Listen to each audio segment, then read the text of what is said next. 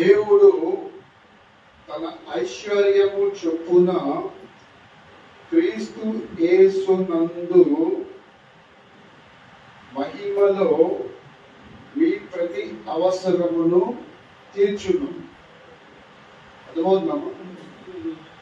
దేవుడు తన ఐశ్వర్యం చొప్పున క్రీస్తు యేసునందు మహిమలో మీ ప్రతి అవసరము తీర్చును. ఏ అవసరం అంటాం?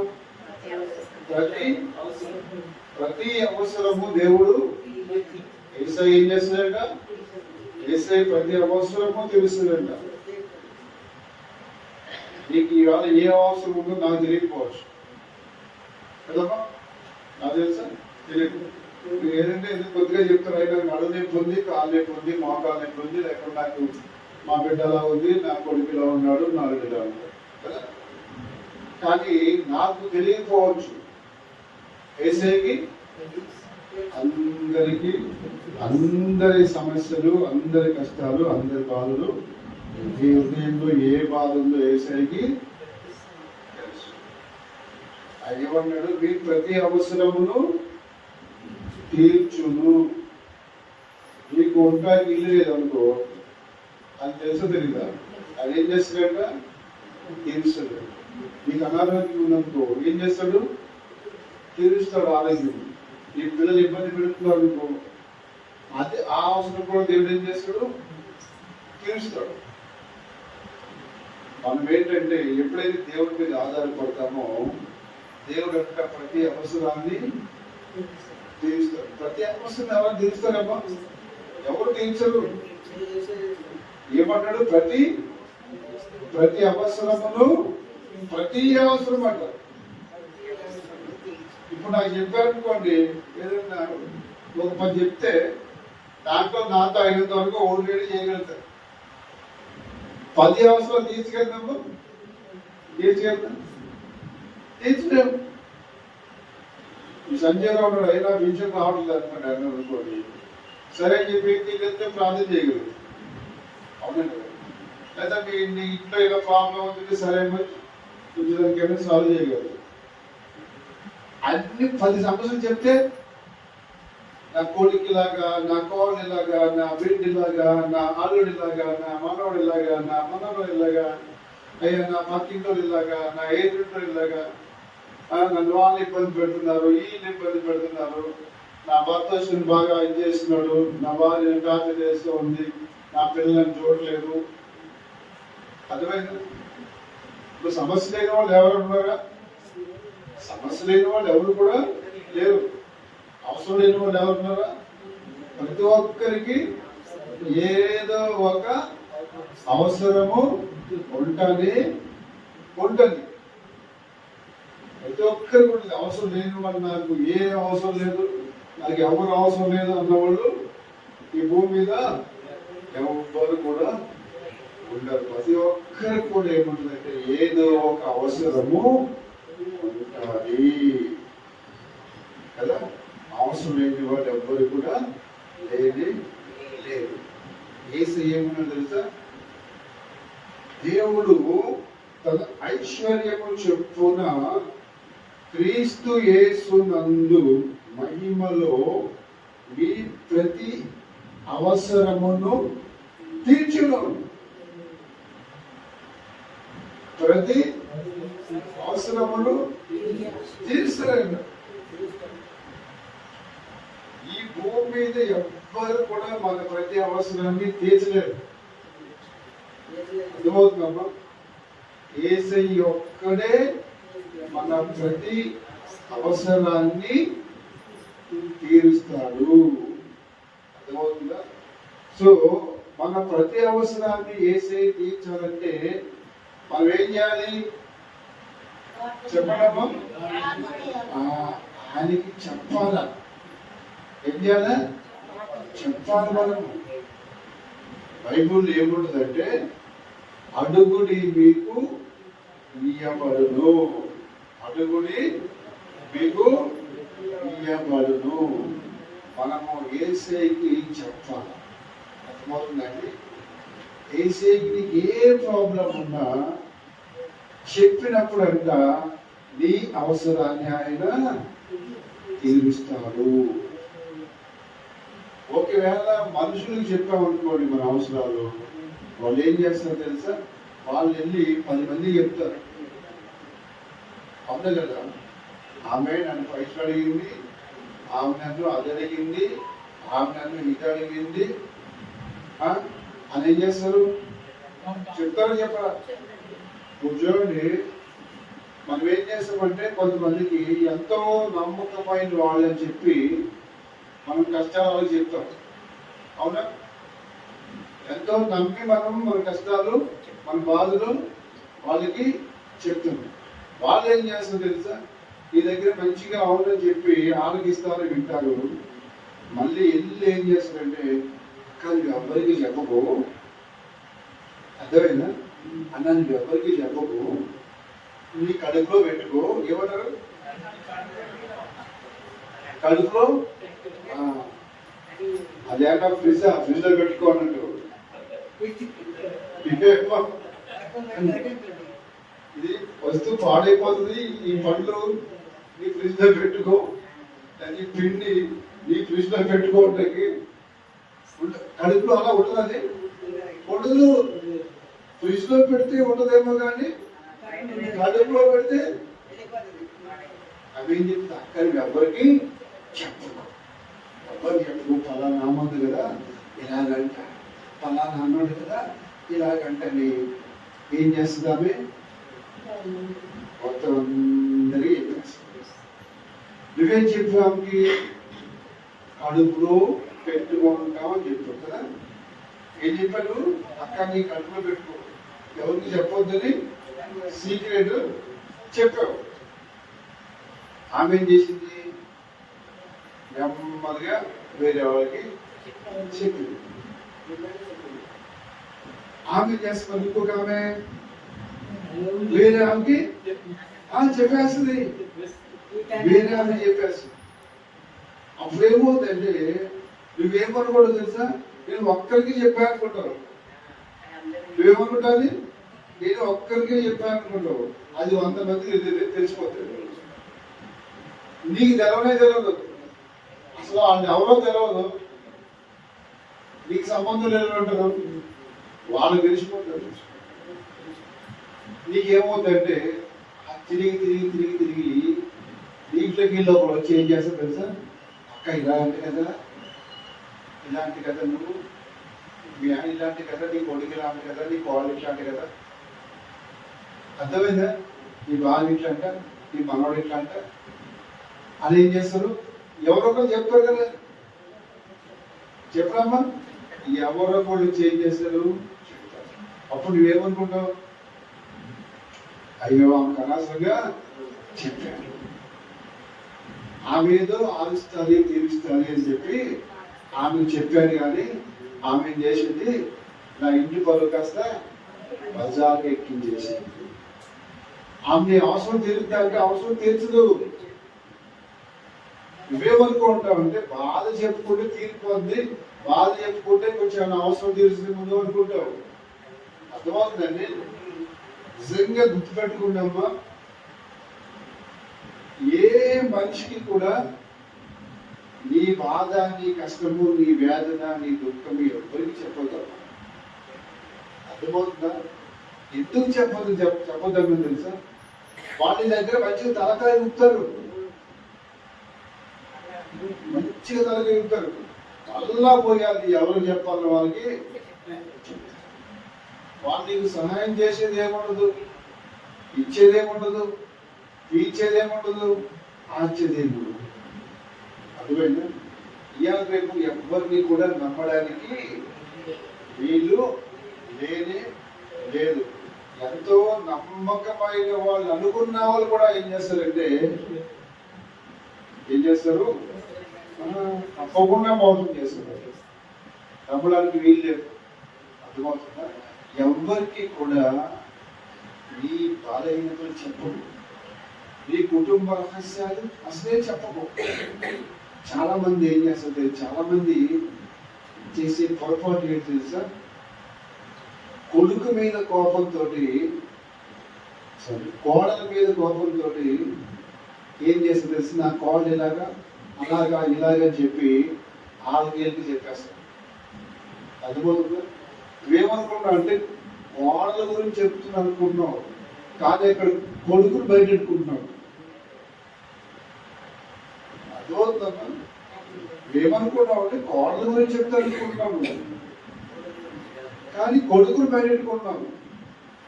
తర్వాత ఏమంటారు, పలానావాడు పెళ్ళాము, పలానావాడు పెళ్ళాము ఇలా అంటే, పలానావాడు అంటే ఆడెవడు? నీ కొడుకే. అర్థమవుతుందా? కొన్ని బలహీనతలు ఉంటాయి, కొన్ని బలహీనతలు ఉంటాయి. ప్రతి ఒక్కరికి ఉంటాయి, కోడలకు ఉంటాయి, బిడ్డకు కూడా ఉంటాయి. మనం ఏం చేస్తామంటే బిడ్డకి ఏదైనా బలహీనత ఉంటే అది దాచుకుంటాం. ఏం చేస్తాము? ఏంటి తప్పుకున్నా కూడా నా బిడ్డ బంగారం. ఎవరమ్మా? నా బిడ్డ బంగారం, నా బిడ్డ బంగారం అంటారు. నా బిడ్డ బంగారం, కోడలు సింగారం. అర్థమైందో? బిడ్డ బంగారం, కోడలు సింగారం లాగా చూస్తాం మనం. అమ్మో ఆమె తిప్పులాడి అదేం చేస్తామంటే కొంచెం నెగిటివ్గా మాట్లాడతాం. అవునా కదా? నేను చెప్పేది ఏంటంటే ఎవ్వరు కూడా నీ అవసరము తీర్చరు, యేసయ్య తప్పించి. అలాంటప్పుడు నీ అవసరాన్ని తీర్చినప్పుడు, నిన్ను ఆదుకోలేనప్పుడు నీ ఇంటి గుట్టంతా ఎందుకు వాళ్ళు చెప్పుకోవడము? ఉపయోగం ఏముంది? దాని ఏదైనా కలిసి వస్తా నీకు? ఏం కలిసి అర్థమవుతుంది? ఏమి కూడా దానివల్ల కొంచెం కూడా కలిసి రానే రాదు. నీకే బాధ ఉన్నా, ఏ అవసరం ఉన్నా నువ్వేం చేయాలి సార్? ఒక్కదాను గదిలో కూర్చుని తలుపేసుకుని, అయ్యా నాకు ఈ సమస్య ఉందయ్యా, అయ్యా నాకు ఈ కష్టం ఉందయ్యా, అయ్యా నాకు ఇంట్లో బియ్యం లేవు, లేదా కరెంటు బిల్లుకి పైసలు లేవు, లేదా ఇంటి కిరాయి కట్టడానికి పైసలు లేవు, లేదా నాకు కాళ్ళు నొప్పి ఉంది, నాకు మోకాలు నొప్పి ఉంది, నాకు నడువు నొప్పి ఉంది, నాకు ఈ అవసరం ఉంది, నాకు ఆ అవసరం ఉంది అని ఎప్పుడైతే యేసయ్యకి చెప్పుకుంటావో, యేసయ్యకి చెప్పుకున్నప్పుడు ఏం చేస్తావు తెలుసా? ఎవరికో ద్వారా నీకు సహాయాన్ని అందజేస్తాడు. అర్థమవుతుందమ్మా? ఒక ఆమె ఇలాగా చర్చికి వెళ్తా ఉంది. ఆమెకి 3 ఆడపిల్లలు. ఎంతమంది అమ్మా? 3 ఆడపిల్లలు ఉన్నారు. పిల్లలు పెద్దోళ్ళు అయిపోయారు. ఈమె ఎక్కడ పని చేస్తుందంటే ఇళ్ళల్లో వంట పని చేస్తుంది. భర్త చూస్తే భర్త లేడు. నిజమవుతుందమ్మా? 3 ఆడపిల్లల వయసుకు వచ్చేసారు ఒకేసారి. 3 ఆడపిల్లలు పెళ్లి చేయాలంటే ఎంత కష్టం ఈ రోజుల్లో? ఈజీయా? 3 ఆడపిల్లలకి పెళ్లిళ్ళు చేయాలి, కట్నాలేవా, వాళ్ళు పుల్లు పోయారు. అవునా? అల్లుడు బండి అంటే బండి పెట్టాలి, గొలుసు అంటే గొలుసు పెట్టాలి, గొంతెంపు కోరిక కోరుతారు. అవునా కదా?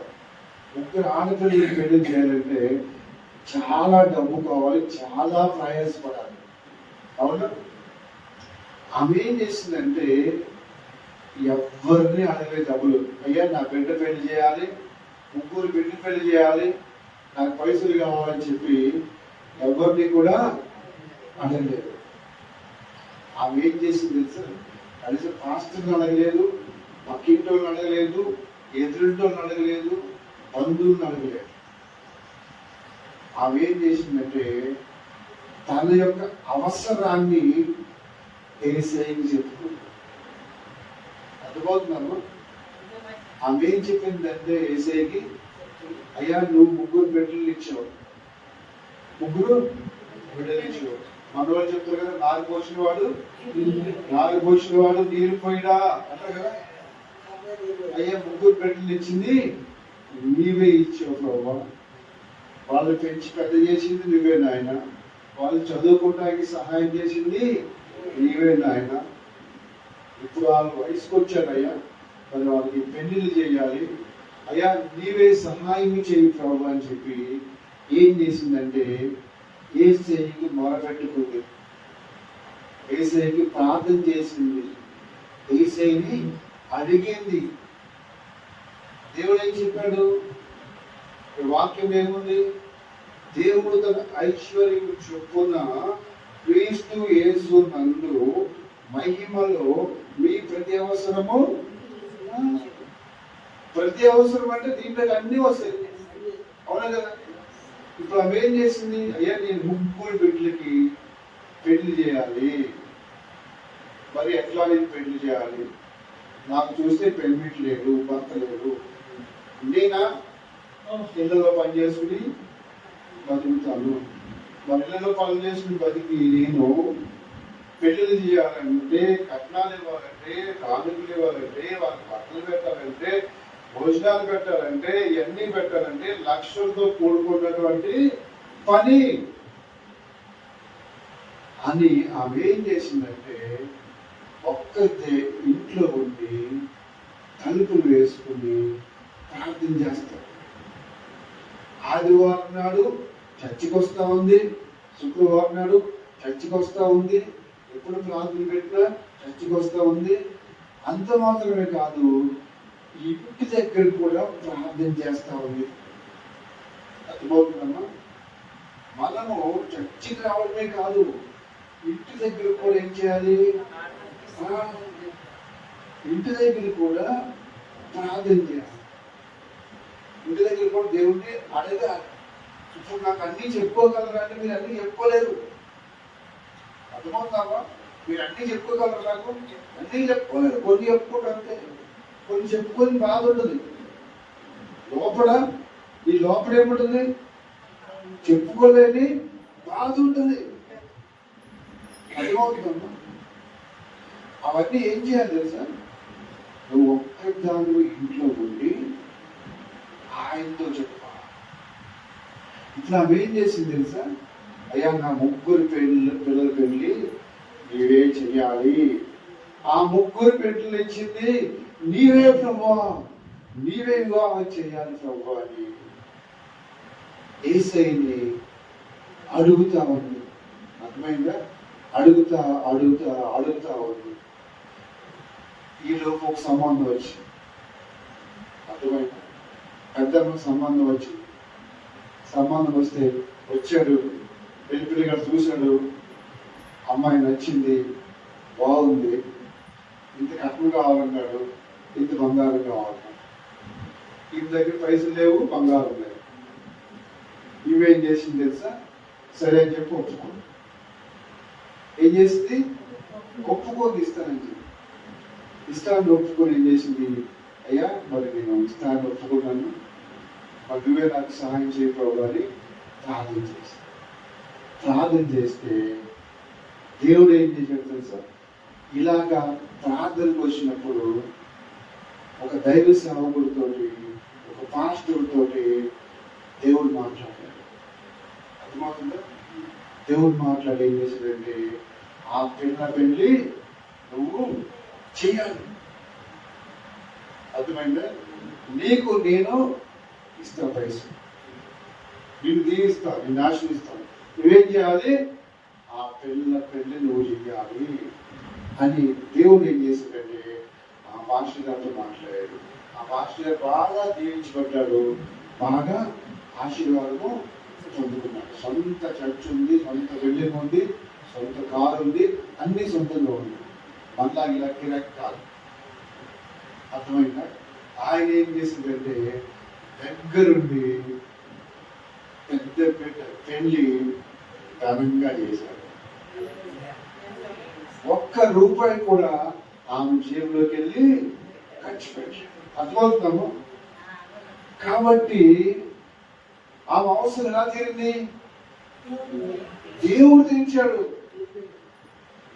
అదే మనుషుల్ని అడిగామనుకో ఎవరో చేసేది అయిపోతుంది. మామూలు కొంతమంది చెడ్డ ఐడియా కూడా ఇస్తారు. మీ అమ్మాయి అలాగే పెళ్లి చేయట్లేదు, నువ్వు ఎవరో లవ్ చేసి ఇంకో ఇట్లా ఉంటారు లోకంలో.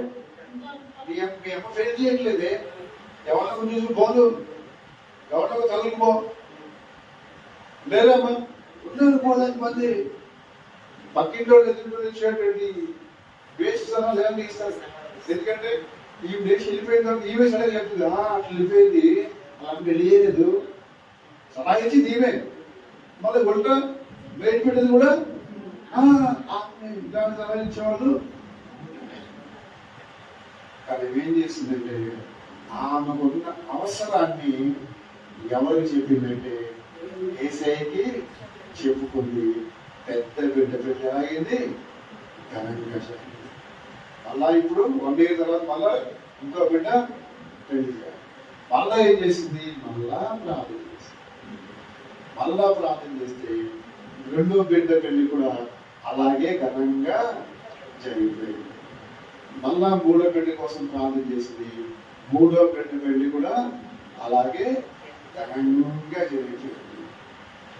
మామూలుగా సింపుల్ గా కాదు, ఎలా చేసిందంటే పెద్ద ఫంక్షన్ హాల్లో బాగా చదువుకున్నటువంటి వారిని, డాక్టర్ని, ఇంజనీర్ని తీసుకొచ్చి బిడ్డకి పెళ్లి చేసింది. అంటే మామూలు ఏదో చిన్న ఉద్యోగం చేసుకునే వాళ్ళు అట్లా ఉంటారు కాదు. మళ్ళీ ఈమె చేసేది ఇంట్లో పని అయినప్పటికీ, అల్లుళ్ళు ఎక్కడ వచ్చారు, డాక్టర్లు. ఇప్పుడు డాక్టర్ ఇంజనీర్లకి పెళ్లి చేయాలంటే ఎంత పైసలు ఉంటారండి? లక్షలతో కట్నాలు, లక్షల కట్నం అడుగుతారు, బంగారం అడుగుతారు, బండి అడుగుతారు, కారు అడుగుతారు. మళ్ళీ ఎట్లా అడుగుతారు? మంచి కోట్లు, షూలు, అది ఇది. ఆడపడుచు కట్నం అంటారు. మళ్ళీ ఇవన్నీ ఉంటాయి, ఆడపడి కట్నం ఉంటాయి. తల్లిపో కూడా పెద్ద అయిపోతుంది. కానీ ఆమె జేబులోకి వెళ్ళి ఒక్క రూపాయి కూడా తీయకుండా 3 బిడ్డల పెళ్లి ఘనంగా చేసింది. ఆమె చేసిందని అర్థం ఏంటి? యేసయ్య చేశాడు. ఎవరికి స్తోత్రం. ఆమె అవసరం తీరిందా? తీరిపోయింది. మనుషులు అడిగితే తీరుందా? తీరదు. లేకపోతే సెకండ్ మ్యారేజ్ అడిగి చేయమంటారు, రెండో పిల్లలు నుంచి, మూడో పిల్లల నుంచి కట్టం లేకుండా వస్తున్నారు అంటారు కదమ్మా అంటారు. కానీ ఆమె చేసిన పని ఏంటంటే మంచిగా తలుపులు వేసుకుని ఇంట్లో కూర్చుని యేసయ్య అని ఏం చేసింది? యేసయ్యకి తన బాధంతా చెప్పింది. ఎప్పుడైతే తన బాధంతా చెప్పుకుందో దేవుడు అద్భుతముగా ఆమె పట్ల కార్యము జరిగించాడు. అంటే ఆమెకే చేస్తాడా, మనం చేయడం? ఏమో ఆమె చేస్తాడా? ఆమె చేశాడు, మనం చేస్తాడు. ఆమె ఏం చేసింది తెలుసా? నిజమైన భక్తి చేసింది. ఏం చేసిందమ్మా? నిజమైన భక్తి చేసింది. పై భక్తి చేసామనుకో, అది పై భక్తి లాగే ఉంటుంది. అర్థమవుతుందా? నువ్వు నిజమైన భక్తి చేస్తే నిజమైన భక్తి లాగే ఉంటుంది.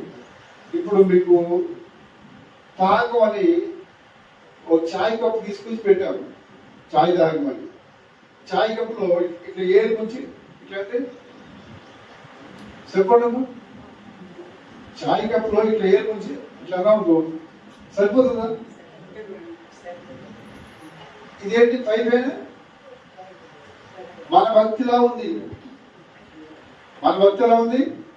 ఇలా ఉంది. చాయ్ కప్పులో ఏది పెట్టి బాగుంది అంతే. అది ఎప్పుడు నీ కడుపు నిండుతుంది? ఆ చాయ్ కప్పు తీసుకుని మంచిగా నోటి దగ్గర పెట్టుకుని ఏం చేయాలి? తాగాల. తాగినప్పుడు నీ కడుపు నిండుతుంది. అమ్మయ్య మైండ్ ఫ్రెష్ అనుకుంటావు. అర్థమవుతుందా? ఎంతమంది ఛాయ్ తాగొచ్చారు? తాగొచ్చారా? కనీసం ఒకరు ఛాయ్ తెచ్చారు నాకు. దేవునికి స్తోత్రం. బాగా తాగొచ్చారు అందరూ. దేవునికి స్తోత్రం. హల్లెలూయా. నేను కూడా తాగేది ఫస్ట్ హాఫ్ దగ్గర తాగొచ్చాను. సరదాగా అంటున్నాను. దేవునికి స్తోత్రం కలుగును గాక. హల్లెలూయా. అయితే దేవుడు చెప్తున్న మాట ఏంటంటే, ఈ రోజు మీ అందరికీ దేవుడు చెప్తున్న మాట ఏంటంటే, నీకే అవసరం ఉన్నా నాకు చెప్పు. నీకు ఏ అవసరం ఉన్నా నాకు చెప్పు, నేను తీరుస్తా. నీకు పింఛన్ రావట్లేదా? నాకు చెప్పు. అర్థమవుతుందా? నీ కోడ టార్చర్ పడుతుందా? నాకు చెప్పు. ఒకవేళ కోడ బాగా టార్చర్ పడుతుంది అనుకో, ఏసీకి చెప్పాలా? ఎవరికి? ఏసీ చెప్పు. అంతేగాని దానికి నోరేసి పడుకోకూడదు. ఎంటైర్ నువ్వు అంటే దాని మీద నోరేసి పడుకోకూడదు. కోడ టార్చర్ పెడితే, అయ్యా ఏసయ్యా ఏంటైర్ అనుకోవాలని ఇచ్చావు. ఒకటే టార్చర్ ఆయన. అసలు నేను నిద్రపోవట్లేదు. పడుకుంటే అదే కళ్ళగా వస్తుంది, నిద్రపోతుంటే అదే కళ్ళు వస్తుంది, పని చేసుకుంటే అదే కళ్ళు. దాని టార్చర్ భరించుతూ ఉంటాను. తండ్రి నాయన దాన్ని చూడు ప్రభావ, ఏం చేయాలి? ఏసై చెప్పుకున్నాం అనుకో, అప్పుడు దాకా నీ మీద సై బొయ్యి అన్నటువంటి కాళ్ళు. అత్తమ్మా చాయ్ తాగుతావా? టిఫిన్ చేస్తావా? ఏమంటది? మంచిగా ప్రేమగా మాట్లాడుతుంది. దేవుడు ఏం చేస్తాడు? అన్ని మార్చేస్తాడు. ఏం చేస్తాడు? ఆ హృదయాన్ని మార్చేస్తాడు. అంతేగాని ఆమె కొట్లాడితే నువ్వు కొట్లాడి ఆమె కొట్లాడి జుట్టు కొట్టుకుని కింద పడితే ఈ రోజు టీం వాడు వచ్చి మొత్తం టీం చెప్తారు. అర్థమైతే అత్తా కోడలో చెద కొట్టుకుంటారు. అందరికి తెలిసిపోతారు. అర్థమవుతున్నాము. దానివల్ల ఉపయోగం ఉందంటే ఉపయోగం లేదు కదా. పరుగు కాస్త బజారు పాలు అయిపోతాయి. కాబట్టి మన ప్రతి అవసరమును తీర్చే దేవుడు యేసయ్య ఉన్నాడు. చెప్పండి. మన ప్రతి అవసరమును తీర్చే దేవుడు యేసయ్య ఉన్నాడు. ఏ బాధ వచ్చినా, ఏ కష్టం వచ్చినా, ఏ దుఃఖం వచ్చినా ఎవరు చెప్పుకోవాలి? యేసయ్యకి చెప్పుకోవాలి. చెప్పుకుందామా? 2 నిమిషాలు కాలు మూసుకుని ప్రార్థన చేసుకుందాం. స్తోత్రం నాయన, మహోన్నతుడా, మహాగణుడా, గొప్ప దేవుడా, సర్వశక్తిమంతుడా, నీకు వందనాలు స్తోత్రాలు తండ్రి. అయ్యా ఈ ఉదయకాల సమయంలో అయ్యా నీ బిడ్డలుగా మేమందరము కూడా మీ పాద సన్నిధికి మేము వచ్చి ఉన్నాము తండ్రి. ఎంతమంది అయితే ప్రభా ఏ అవసరాలతో వచ్చారో ఫిలిప్పు 4:19 ప్రకారము వారి యొక్క ప్రతి అవసరమును తీర్చమని ప్రార్థిస్తుంది. ప్రభు నాకైతే తెలియదు నాయన, వారి హృదయంలో ఏ బాధ, ఏ దుఃఖము, ఏ వేదన, ఏ కష్టము, ఏ శోధన, ఏ శ్రమ ఉందో ప్రతి ఒక్కటి తండ్రి ఈ ఉదయకాల సమయంలో తండ్రి మీకు అప్పగిస్తున్నారు. అయ్యా ప్రతి అవసరాన్ని తీర్చే దేవుడుగా మాకున్నావు కాబట్టి ఇక్కడ ఉన్నటువంటి మా అందరి అవసరాలను, ప్రతి అవసరాలను అయ్యా కేవలం మీ కృప కనికరము చేత మీరు ఇచ్చిన వాగ్దానం ప్రకారము మీరే నెరవేర్చమని, దీవించి ఆశీర్వించమని యేసు పరిశుద్ధ నామములో అడుగుచున్నాము తండ్రి. ఆమేన్, ఆమేన్, ఆమేన్. ప్రియ దేవుని బిడ్డలారా, ఎంతమంది అయితే ఈ వీడియో చూస్తున్నారో దయచేసి మా వీడియోని అనేక మందికి ఫార్వర్డ్ చేయండి, లైక్ చేయండి. ఎవరైతే ఇంకా సబ్స్క్రైబ్ చేసుకోలేదో వాళ్ళు సబ్స్క్రైబ్ చేయండి. దేవుడు మిమ్మల్ని మీ కుటుంబాలను బహుబలముగా దీవించి ఆశీర్వదించును గాక. ఆమేన్, ఆమేన్, ఆమేన్.